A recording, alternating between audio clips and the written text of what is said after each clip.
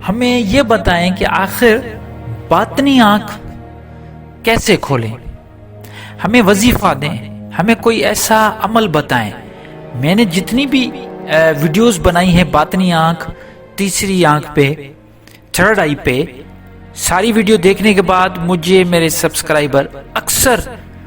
یہی سوال کرتے ہیں کہ آپ نے کوئی عمل تو بتایا نہیں۔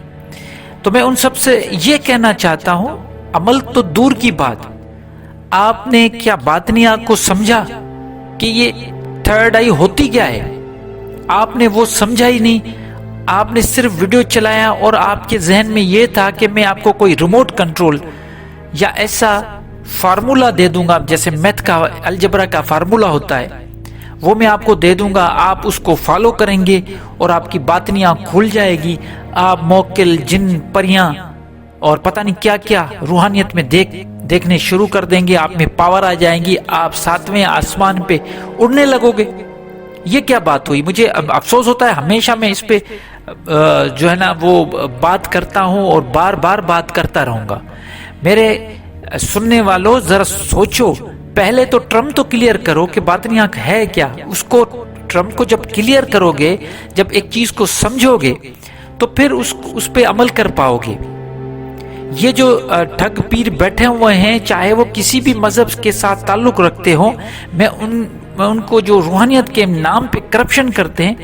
ان کی باتیں سن کے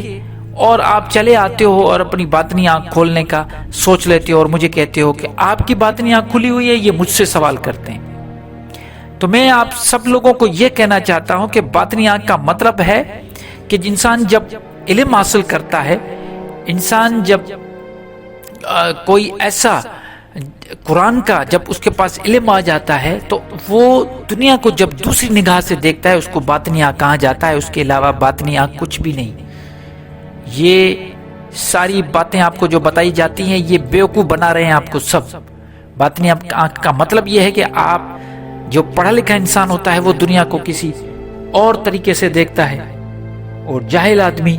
دنیا کو اور طریقوں سے دیکھتا ہے۔ تو یہ پڑھا لکھا آدمی، علم رکھنے والا آدمی جو شخص ہوتا ہے،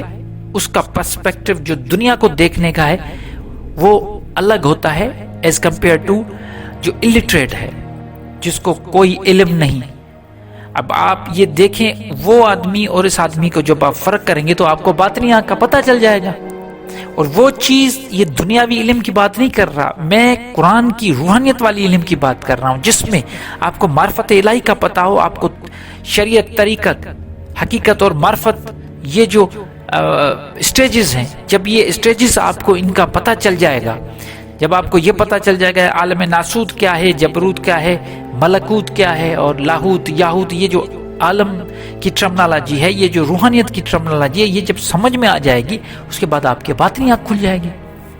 تھرڈ آئی اوپن ہو جائے گی۔ اس تھرڈ آئی اوپن ہونے کا کوئی وظیفہ نہیں ہے، میں ایک مرتبہ پھر آپ کو بتاتا ہوں، قرآن کے ساتھ جڑ جاؤ،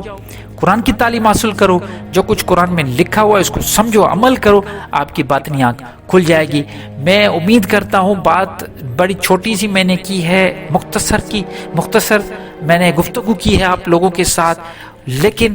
اس جذبات کے ساتھ کہ یہ آپ جو معاملہ ہے یہ کم سے کم یہ آپ تو کلیئر کریں، اب تو یہ جادو اور ان جنات اور ان چکروں میں نہ پڑیں، موکلات کے چکر میں نہ پڑیں،